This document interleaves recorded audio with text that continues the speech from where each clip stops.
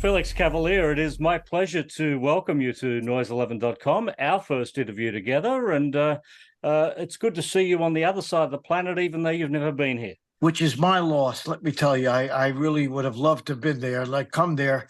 A lot of my mates went, but I've never gotten the chance. You know, I think our group broke up before that corridor was opened. You know, here we are decades later, and you've been a very busy man in the last couple of years, still performing. Yeah. There's a new album, Then and Now. The book is out, Memoir of a Rascal. You don't stop, do you? I have no intention. Like I say, if it's good enough for Ringo, it's good enough for me, you know? Well, speaking of Ringo, you were part of Ringo's band at one point. Yes, I did, you know, and I enjoyed it because he did travel over to Japan and Asia, but we didn't get down to Australia, and that's my loss. Yeah, Ringo did come down here with the band, but that wasn't a lineup that featured you. It was the lineup. I think we had Colin Hay in that lineup, but you know, Colin. You know, I'm in the city of Melbourne. This is where Men at Work started, in a pub, probably about 2 kilometres down the road from here. So I see. You can see where geographically we are situated. Homegrown, absolutely. Before we talk about a lot of old stuff, let's talk about a lot of new stuff. Then and Now, first solo album in 30 years. And the first thing I noticed about the album when I listened to it was the voice. The voice of Felix is still there. Thank goodness. Thank God. I mean, you know, that's part of that's part of the good fortune of being, I guess, active all these years. It keeps your throat it'll just like any other instrument ready to go. 30 years is a long time in between albums. Why the gap? Well, basically, we did live albums in between. You know, we did live performance albums. We did on stage albums. As far as going to a studio, you know, the last I believe was 90. Yeah, time flies, man. I mean, the last time I did it was in the 90s, late 90s, and just haven't done one again. I don't really have any answer for that, except for, you know, as I say, I think we've done 2 live albums in the interim. Yeah, that was an interesting album. That last album you did, that was with Don Was, and he would have been working with the Rolling Stones around that time. I think he was doing the Voodoo Lounge album at around the same time that he was doing your record. He's a busy man. He was and is a busy man. Yeah, he turns down no work. I like that. Yeah. Yeah. How did you curate the songs that you were going to put on this new album? Lots of great old soul songs. Well, you know, we got the idea, basically, let's do 5 oldies that influenced me, and then write 5 new songs. That would be the then and the now. However, to choose 5 of all the songs that really influenced you, it's almost impossible. So I kind of did it like by the artists as well as the songs. You know, like Ray Charles was one of my heroes. I mean, when I first heard Ray Charles, I couldn't believe my ears. I was a classically trained pianist, and I heard this phenomenal, whatever you want to call it, gospel R&B sound coming from his hands and his voice, and it made quite an impression on me. I chose the song Mary Ann because I'm not sure that many people know that. You know, he had a period where he jumped from the kind of like the band to an orchestra. He did an album or 2 with Count Basie and Duke Ellington's musicians. So I grabbed that one and did that one, Mary Ann. Benny King has always been a friend and one of my favorite singers of all time, a fine gentleman and a fantastic voice. So I attempted to do Spanish Harlem. It was not easy because that's not an easy act to follow. And then, of course, we got to Jackie Wilson, where I said, well, there's no way I'm going to do this. I'm going to have to completely change it because nobody can sing like Jackie Wilson. So that's how they came about, you know, and the Searching for My Love, that was kind of an obscure song that I just really loved. And the fellow that I co-produced with, he's from South Carolina, so he knew it. He knew that song. And Clarence Carter, you know, that brings back fond memories because we were on the same label. You know, we were on the Atlantic Family those days when that came out. And I always liked the song. One of the songs I want to talk to you about the new album is "Got On Home." I listened to the album, and that one leapt out at me. Tell me about that. Well, just before the pandemic, there's a Musicians Hall of Fame here. As a matter of fact, that's how I saw Ringo. He was inducted into that on the same day he played in town, and I met this gentleman there who also was put into the Hall of Fame, named Steve Wariner. He's an excellent country guitar writer, all three, and really a talented man. And the tradition down here in Tennessee is when you meet someone, the first thing you do is invite them over to your home to write. It's kind of a quaint thing that has really proved to be quite lovely, because not only do you get some good songs, but you get some good friends. So I met this fella, and we went and wrote. We wrote how to write a little bit on computers because of the COVID. And once I got to go to his beautiful studio and to get to know him, that's one of the songs that came out. The King of Blue-Eyed Soul. Now, I noticed you have that copy written. So that's you forever then. For better or for worse, that's me forever. Yes, exactly. Like I would have taken the Prince of Blue-Eyed Soul, but my manager said, hey, you know what? It's better to be king. Well, it's good. It's good. So I'm talking to royalty. Exactly. Yeah. When we go back to that first Young Rascals album, 28th of March, 1966, that came out in between Rubber Soul and Revolver by the Beatles. It came out between the Stones' December's Children, or Out of Our Heads, as it was called around the world, and Aftermath. You came out with that first record at a very interesting time. How influenced were you by the big groups at the time, and particularly the English Revolution that was happening at that time in America? Well, I met the Beatles before they came to the United States. It's kind of an interesting story. I was a college student. I took the summer off with my band to go to the Catskill Mountains to perform. Whilst I was there, a group came in to headline called Joey D and the Starlighters. Mm-hmm. They had this hit, Peppermint Twist. At the end of the summer, they went off to Europe, and their organ player quit. So they called me up and said, would you like to join us in Germany? And I asked my dad, and he said, well, give it a try, lad. Maybe you can get lucky here. Why not?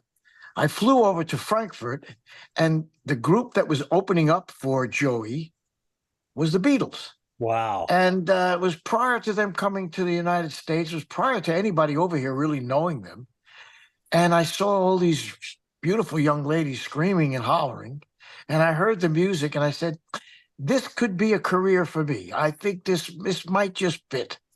So they not only influenced me to jump into the fray, so to speak, but, they've been such a tremendous influence on all of us. I mean, it is just absolutely amazing what they have contributed, and so I've got to say, a short answer to a long question.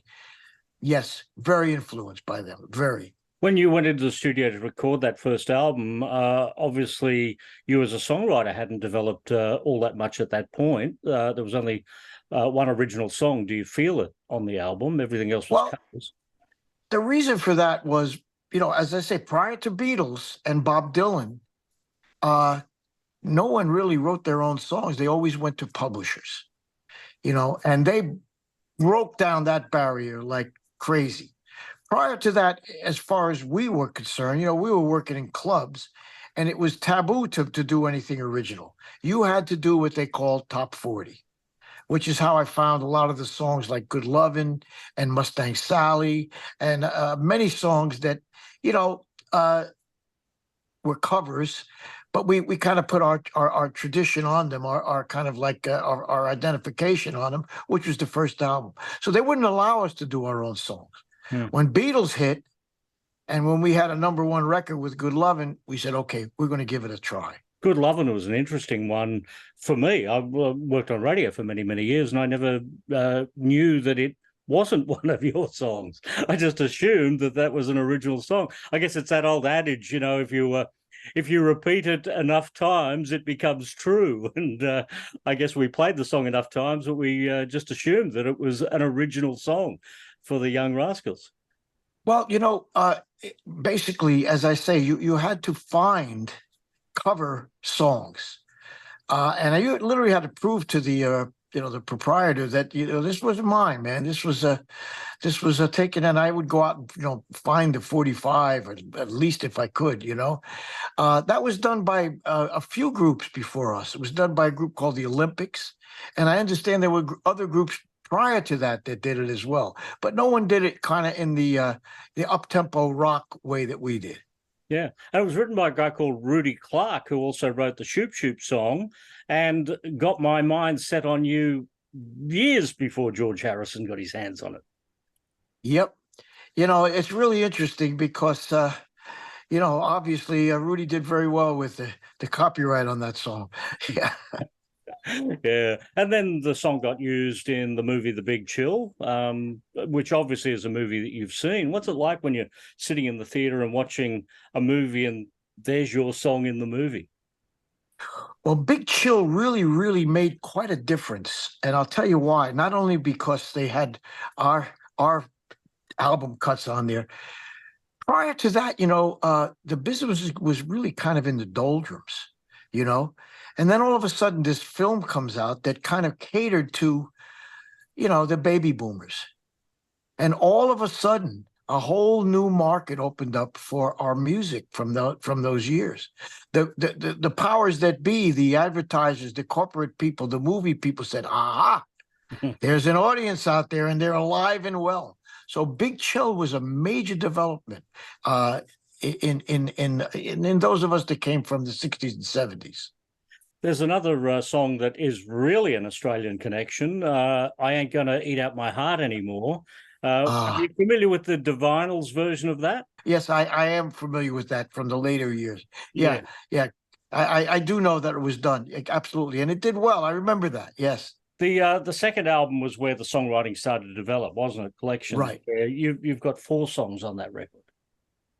Well, the thing is that the record company kind of like, the onus changes when you come up with a billion seller like Good Lovin', and all of a sudden, instead of you taking orders, you're kind of like, yeah, you dictate policy a little bit. You've got some strength. So you give it a try. We got very lucky because, it's not easy starting to write songs and having success, especially up against those folks that came from, the other side there.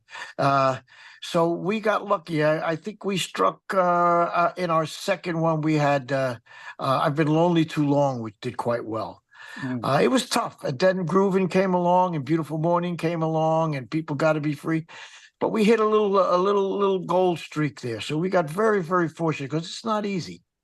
Groovin came along. It was your song, and suddenly Felix is a hit songwriter. Yeah, and as I say, it was a stroke of luck, some talent, of course, and a lot of work, and I'm so grateful, I tell you. When I listened to that third album, particularly a song, A Girl Like You, it sounds like a Phil Spector production, but it's not a Phil Spector production. Right. Well, at that time, the radio stations were quite prolific in that they could play all types of different music, and so basically you had like Chicago, the group Chicago, and you had Blood, Sweat, and Tears, which were horn-based groups. And so why not? We've got this magnificent arranger that's working with us by the name of Arif Bardeen. He was a co-producer with us, and boy, could he write. So I wrote this song, and basically sat down with him, and we came up with this horn chart, but it was, as I say, it was a kind of a tribute to the Blood, Sweat, and Tears Chicago people. And considering that this band sort of started by recording other people's songs, you developed into 2 absolutely brilliant songwriters.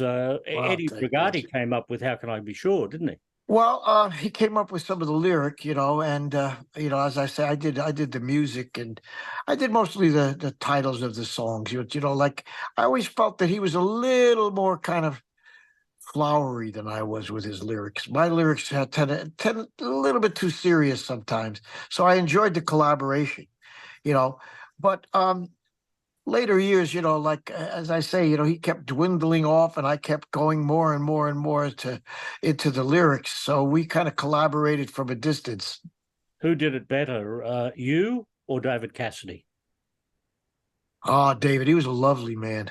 He was a really sweet guy, man. We lost a good one there. Yeah. Well, I think Eddie did a phenomenal job of singing that song, and I was very touched when David did it, and Olivia Newton-John did it as well, I think. There's another Australian connection for you then. And there's another wonderful human being too. Boy, she was a sweetheart. Absolutely, and we still feel her presence in this city. Absolutely, but she did that as well. I think she did a great job as well. Yeah, absolutely. You Better Run is a fascinating song. Another one of yours, covered by Pat Benatar, but this was the very first single that Robert Plant ever recorded. I know. He told me that. Incredible? Yeah.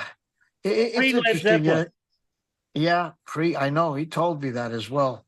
Percy, he gets down to Nashville every once in a while. I like to say hello, Interestingly enough, I did this song on the Then and Now album called Searching for My Love, which is kind of an obscure song by a fellow by the name of Bobby Moore. Well, so did Robert Plant. He put that on his new album. I don't know if you're aware of that. Wow. So Robert Plant, who then goes on to be in Led Zeppelin, lead singer of Led Zeppelin, you're on Atlantic, he's on Atlantic. There's a lot of parallels there. Except for when you get to the bank accounts, then it kind of changes. Yes. Well, his bank account does have that stairway that goes all the way to heaven, doesn't it? Well, again, when they came to Atlantic, prior to them being on Atlantic, we had a different record company in almost every country, in Europe as well as Australia, every place. When Zepp came over, Warner Brothers took over, and now it was a unified label all over the world. And that made a huge difference because now you put one record out, it's all over the world. So besides the fact that they were phenomenal, they had a big advantage. Yeah. When we get to the fourth album, Once Upon a Time, you can really see the band starting to evolve now. And other things happening musically around that time with Sgt. Pepper, Pet Sounds. The Stones started to experiment with Satanic Majesties. There was the P.F. Sorrow album, the Tommy album. It was such a different album to where you started just a couple of years earlier. Well, I always felt that the music industry lost something when they kind of discouraged the rock opera type thing like Tommy and Sgt. Pepper. I think that we would have had some really classic albums like that. I don't think the record companies wanted that. I think they preferred the singles, and I think the industry lost out on something in terms of like, great music that would last for eons, because that was such a wonderful idea, putting a collection of songs together with a story, Tommy was a perfect example, I think that was our attempt to try to do something. Once Upon a Dream, it was called, and we also took that to Broadway, we gave it a good shot. You certainly did, as you did with C, and this is where you're really coming into your own as a songwriter. That's pretty much your record, isn't it? Well, as I say, like the amount of work that some of the other people wanted to do and the amount of work that I wanted to do was a little bit different. So, I enjoy so much what I do and what I did that to me it was a labor of love, and for some other people it might not have been so easy as it was for me to create and to be part of that, give up your life and sit inside of a little studio box for forever. I enjoyed doing it, and I think that what happened is that my ex-partner there, he didn't really enjoy being cooped up. He's a lot younger and a little wilder, he wanted to go out and play a little bit, so I did what I could. Were you and Eddie going in different directions at that point? Well, the whole band was, and I'm very sorry to say, that's one of the things that I really like look back on with regret, because we had a really good band, a really strong band, and talented people, and if we all put in the same effort, who knows what could have happened. Like Eddie's still around. Dino, I think, is the only one that we've lost Yeah, over he the years. passed. Yeah, Yeah.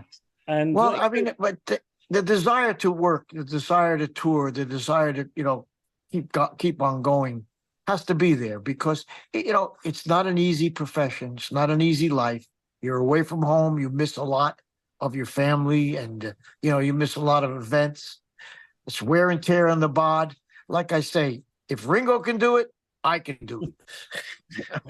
absolutely. December 1969, we're 3 years after the first album and 6 albums deep. That's an incredible body of work in a short period of time. Well, that's how it was in those days. The record companies really demanded two a year, and then I think right around maybe the middle of this and kind of the end of the 60s when people like Billy Joel came along, and they started stretching out the distance between albums. He's stretched out quite a bit now. He hasn't done an album in like 40, 50 years. Yeah. Well, I think Pink Floyd might have been the first ones that suddenly, they went from doing an album every year to every 2 years, and everybody wondered why they were taking a year off. Well, that's it. That's what became. As I said, I think the artists were more and more control as the years went by, and the record companies were more and more control in the early years. Yeah. The eighth album, Peaceful World, a double album and a 21-minute title track. That's quite the epic. Got a little carried away there, yeah. But, I basically there was a big change taking place in the late 60s, which was from AM to FM. Mm. And it's kind of like, well, what's your homework? Well, your homework's to get on AM radio, so that's what we did. Well, when it kind of switched over, I wanted people to know that this group could play as well as do the 2 minutes and 35 seconds, and as I say, I really wanted to do something that showed the musicianship of some of the people that we had around us. And, being in New York, we had a lot of people around us that we could really have a good time with. I think I shocked Mr. Clive Davis a little bit with that, but we had a good time. It's incredible, isn't it, that we talk about, what we have in the last 20 or so minutes, and mostly the Rascals, a little bit about the new album before that. But there is an entire catalogue of your solo work as well, including Only a Heart Sees in 1979, where you actually had your own top 40 hit. Right. It's an incredible body of work. You must be very proud of what you have achieved over this career. Oh, I love it. As I say, I feel very blessed, and it's a labor of love. I keep saying that, but if the reason I moved to Nashville, Tennessee, was to continue writing, to continue to be around music, and I chose a good city because this is a very prolific place. Pretty much everyone down here is or wants to be a songwriter. It's great. That very first solo album that you did was produced by Todd Rundgren, who's Right. done a lot of work in Australia. In fact, he's touring Australia in February next year. Oh, excellent. He worked with an Australian band, Dragon. He did the Meatloaf Bat Out of Hell album. Yeah. What an incredible producer to score for your first record. Absolutely. Yeah. Yeah, he was a very interesting guy to work with. He's very driven. He doesn't have much room to fool around. Work, which was good. We got it done quite quickly. There's been so many awards that you've got over the years. One of the most recent ones you had in 2022, the Free Speech in Music Award. Tell me about that one. Basically came quite out of the blue. That they chose me for that. Locally, I had a fellow that God, I can't remember names anymore, but he asked me to do that at a university down here, MTSU, and I was really touched by that because free speech really gets battened around by a lot of politics these days, but that's one of the things that we have and you have as well. it's a right that we shouldn't abuse, of course, but we're very lucky to have. So I'm quite proud of that. Yeah. Well, it's great that we get to find out more of this story in the book, Memoir of a Rascal. Great title. Well, a quick story about that. My mates and I, we did this Broadway show, Once Upon a Dream, in 2013. We had press there, and the press would ask the four of us questions. And I noticed every single one of us had a different answer for the same question. So I decided, I said, well, I could have sworn I was there, so maybe I should write some of this down. That's how that came about. Well, at 80 years old, I guess the big regret, you've never been to Australia. It's not too late to get you here. Absolutely. You're right. And I'm a world traveler. I love to travel. So I've got it on my, what do they call that thing? A bucket list? I think I might need a few phone calls for you, Felix. We might have to get you down here in 2024. Oh, we'd love it. I've got a great band. We'll rock that place. Perfect. It's been great to talk to you here at Noise 11. Well, thank you for taking the time, sir, and I hope to see you in person.